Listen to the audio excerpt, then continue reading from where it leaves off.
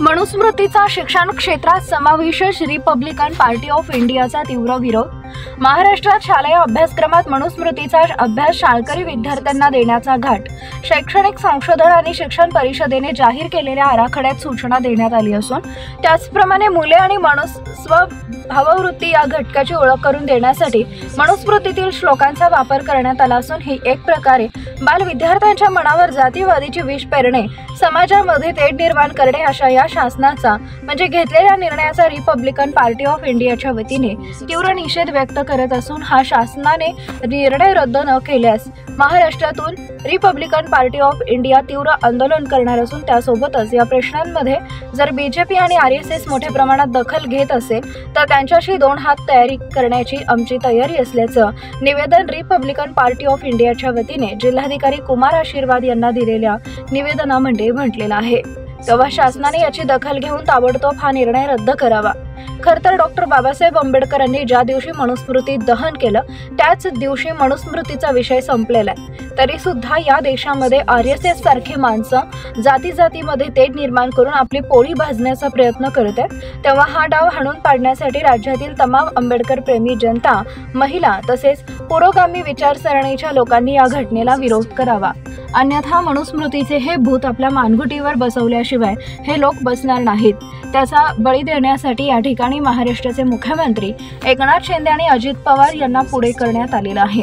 तेव्हा या दोघांनी सुद्धा या छुप्या अजेंडापासून सावध राहावे व देशास 2000 पाठीमागे जाण्यापूर्वी वाचवावा व या ठिकाणी पूर्वगामित्व प्राप्त करण्यासाठी या दोघांनी भाजप आणि आरएसएसच्या कोणत्याही प्रकाराला बळी न जाता न्यायाच्या हक्कासाठी हा निर्णय मागे घेण्यात यावा अशी रिपब्लिकन इंडिया अल्पसंख्याक विभाग सेलच्या वतीने जिल्हाधिकाऱ्यांना निवेदन देण्यात आले आहे।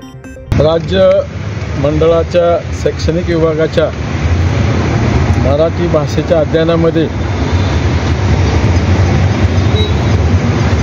महाराष्ट्र संशोधन केंद्र प्रशिक्षण संस्थेनं या ठिकाणी अहवाल जाहीर केलेला आहे की त्यामध्ये मनुस्मृती आणि भगवद्गीतेमधील काही भाग या ठिकाणी अभ्यासासाठी देण्यात आलेला आहे आणि त्याची माहिती या ठिकाणी या महामंडळ परिषदेने दिलेल्या असताना संपूर्ण महाराष्ट्रामध्ये निषेधाच्या या ठिकाणी बातम्या येत आहेत। त्यासोबतच रिपब्लिकन पार्टी ऑफ इंडियाच्या वतीने आज आम्ही या ठिकाणी तीव्र निषेध करीत असून हा जो घेतलेला महाराष्ट्र शासनाने जो निर्णय घेतलेला आहे मनुस्मृतीतील काही भाग या भाषेच्या अध्ययनामध्ये समाविष्ट करण्याचा तो अतिशय निंदाजनक आहे, निषेधार्थ आहे। त्याच्यामुळे पुन्हा एकदा आपण 2-2.5 हजार वर्ष पाठीमागे जाऊ शकतो।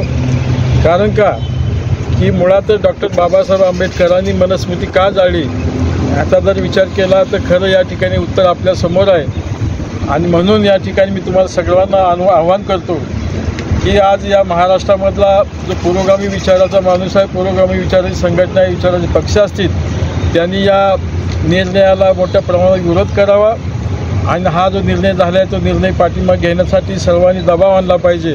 कारण जर असं या ठिकाणी नाही झालं तर हे वरच्यावर जे आत्ता जे मुख्यमंत्री आहेत, उपमुख्यमंत्री आहेत की या ठिकाणी राज्य शासन म्हणजे भारतीय जनता पार्टी आणि आरएसएसचे खऱ्या अर्थानं गुलाम बनून पाहत आहेत आणि गुलाम म्हणून या ठिकाणी काम करत आहेत आणि कुठंतरी ते या ठिकाणी त्या दोघंही या भारतीय जनता पार्टीचा आणि आरएसएसचं या ठिकाणी बाहुलं बनलेलं आहेत आणि म्हणून अशा पद्धतीनं जे निर्णय या ठिकाणी महाराष्ट्रातल्या मातृभूमीला किंवा महाराष्ट्रातल्या माणसाला म्हणजे न परवडणारे आहेत, किती शोभणारे नाहीत असे निर्णय या ठिकाणी घेण्याचं काम हे शासन करत आहे।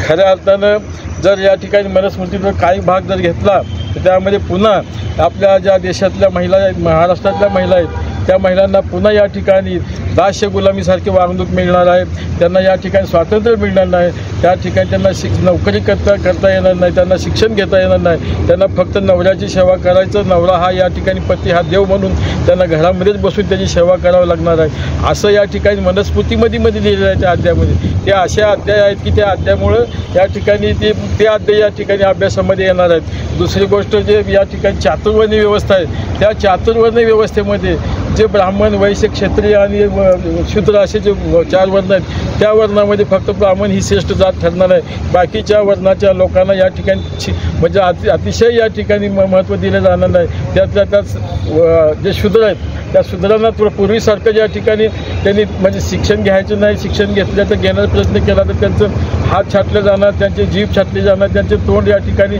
म्हणजे अशा पद्धतीने वेगवेगळी शिक्षा त्यांनी सुचवणार आहेत. त्यामुळे तोंडामध्ये शिशे ओतण्याचं काम करणं म्हणजे हा सर्व प्रकार आहे तो त्या मनुस्मृतीमध्ये लिहिलेला आहे. आणि ही मनुस्मृती या ठिकाणी जर लागू झाली तर ते निश्चितपणे आपल्यावर ते सगळे या गोष्टी लादण्याचा प्रयत्न होईल. त्यामुळं महाराष्ट्राच्या तमाम जनतेने या निर्णयाला विरोध तर करावाच. त्या पद्धतीनं आम्ही रिपब्लिकन पार्टी ऑफ इंडियाच्या वतीनं आत्ता जिल्हाधिकारी यांना निवेदन दिलेलं आहे. ते निवेदन या ठिकाणी शासनाच्या दरम्यान पाठवण्याचं काम आदर्श म्हणजे कुमार यांनी सांगितलेलं आहे, जिल्हाधिकारी कुमार यांनी सांगितलेलं आहे. तेव्हा मी पुन्हा एकदा या राज्य शासनाला आव्हान करतो की हा जो निर्णय घेतला आहे तो निर्णय पाठीमागे घ्यावा आणि त्या रिपब्लिकन पार्टी ऑफ इंडिया आपल्या पद्धतीनं आंदोलन तर करेलच करेल, परंतु या उपर ही भारतीय